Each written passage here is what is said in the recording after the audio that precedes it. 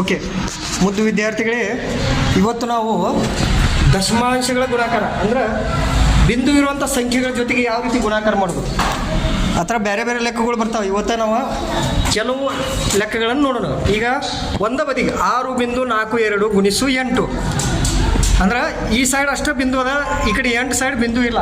ಇದನ್ನ ಲೆಕ್ಕ ಹೆಂಗೆ ಬಿಡಿಸೋದಂತ ತಿಳ್ಕೊಳೋ. ಓಕೆ ನೋಡ್ರಿ, ಮೊಟ್ಟ ಮೊದಲಿಗೆ ಲೆಕ್ಕ ಬರ್ಕೋಬೇಕು. 6.42 ಗುಣಿಸು ಈಗ 8 ಅಂತೇಳಿ ಬರ್ರಿ. ಈಗ ಗುಣಾಕಾರ ಮಾಡೋತ್ತೆ ಈಗ ಬಿಂದು ಒಟ್ಟು ತಲೆಯಾಗಿ ಇಟ್ಕೊಬೇಡ್ರಿ, ಆಮೇಲೆ ಬಿಂದು ಹೆಂಗೆ ಮಾಡೋದು ಹೇಳ್ತೀನಿ ನಾನು. ನೋಡಿರಿ, ಈಗ 8ರಲ್ಲಿ ಮೊದಲು 2ಕ್ಕೆ 8 2ರಲ್ಲಿ ಎಷ್ಟಾಯಿತು 16, 1 ಕೈಲ 8 4ಲಿ 32, ಹತ್ರ ಕೈಲ ಕೂಡ್ಸ್ರ 3 ಕೈಲ 8 6ಲಿ 48ರ 3 ಕೂಡ್ಸ್ರಿ 51. Very good, 51. ಹಾಂ, ಈಗ ಎಷ್ಟು ಬರ್ತದ? ಈಗ ಖಾನಕ್ಕೇನು ಕಾಣ್ತೈತೆ 5136. ಬಟ್ ಹಂಗಲ್ಲ, ಇಲ್ಲಿ ನೋಡ್ರಿ, ಇಲ್ಲಿ ನೋಡ್ಬೇಕು. ಬಿಂದು ಆದ್ಮೇಲೆ 2 ಸಂಖ್ಯೆ ಅದಾವ, 1 2. ಹೌದು, ಬಿಂದು ಆದ್ಮೇಲೆ 2 ಸಂಖ್ಯೆ ಅದಾವ. ಆಮೇಲೆ ಇಲ್ಲಿ 8 ರೀತಿಯಲ್ಲಿ ಯಾವ ಬಿಂದು ಇಲ್ಲ. ನೀವೇನು ಮಾಡ್ಬೋದು, ಈ ಥರ ಬಿಡಿ ಸ್ಥಾನದಿಂದ ಹಿಂಗೆ 1 2 ಸಂಖ್ಯೆ ಬಿಟ್ಟು ಪಾಯಿಂಟ್ ಕೊಡೋದು. ತಿಳಿಯೋದೈತಿ? ಈಗೇನು ಕಾಣ್ತೈತಿ 51.36. ಈ ರೀತಿ ಲೆಕ್ಕ ಬಿಡಿಸ್ಬೇಕು. ಇನ್ನು ನೆಕ್ಸ್ಟ್ ಇನ್ನೊಂದು ಉದಾಹರಣೆ ನೋಡ್ರು. 8.43 ಗುಣಿಸು 2.4 ಅಂದ್ರೆ 2 ಕಡೆ ಬಿಂದು ಅದ, 2 ಕಡೆ ಬಿಂದು. ಈ ಲೆಕ್ಕ ಹೆಂಗೆ ಬಿಡಿಸೋದು ನೋಡಿ. ಈಗ ಇದನ್ನು ಕೂಡ ಮೊದಲು ಲೆಕ್ಕ ಹಾಕೋಣ.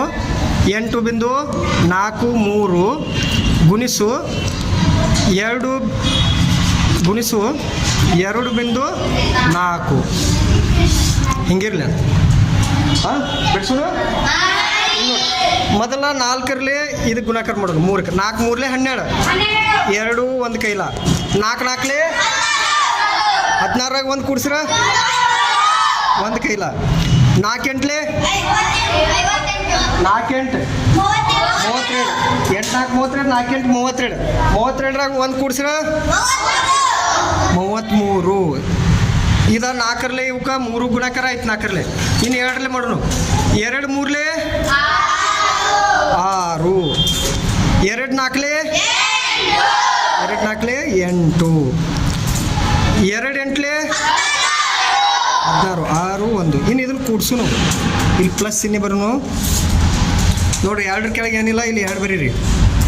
7 6 13, 1 ಕೈಲ 8 3 11, 1 ಕೈಲ 12, 1 3 6 9 1 10. ಈಗ ಇದು ಕಾಣಕ್ಕೇನು ಕಾಣ್ತೈತಿ 20,237. ಬಟ್ ಇದು ಬಿಂದುದಾಗ ಐತೆ. ಇಲ್ಲಿ ನೋಡ್ರಿ, ಇಲ್ಲಿ ಬಿಂದು ಆದ್ಮೇಲೆ 2 ಸಂಖ್ಯೆ ಅದಾವ, 1 2. ಇಲ್ಲಿ ಬಿಂದು ಆದ್ಮೇಲೆ ಐತೈತಿ 3 ಸಂಖ್ಯೆ ಅದಾವ. ಎಷ್ಟು ಸಂಖ್ಯೆ ಅದಾವ? ಇಲ್ಲಿ ಬಿಂದು ಆದ್ಮೇಲೆ 2 ಸಂಖ್ಯೆ, ಇಲ್ಲಿ ಬಿಂದು ಆದ್ಮೇಲೆ 1 ಸಂಖ್ಯೆ. ಅದಕ್ಕೆ ಏನು ಮಾಡೋದು ನಾವು, ಇಲ್ಲಿ ಬಿಡಿ ಸ್ಥಾನದಿಂದ ಬಿಟ್ಟು 3 ಸಂಖ್ಯೆ ಬಿಡ್ಬೇಕು. 1 2 3 ಬಿಡಿ ಸ್ಥಾನದಿಂದ 3 ಸಂಖ್ಯೆನ ಬಿಟ್ಟು ಬಿಂದು ಕೊಡಬೇಕು. ಅವಾಗ ಇದು ಏನಾಯ್ತು 20.2 3 2 ಈ ರೀತಿ ಬಿಂದು ಅಂದ್ರೆ ದಶಮಾಂಶದಲ್ಲಿ ಗುಣಾಕಾರ ಲೆಕ್ಕಗಳನ್ನು ನಾವು ಮಾಡಬೇಕು. ಎಲ್ಲರೂ ತಿಳಿತು? Okay, very good.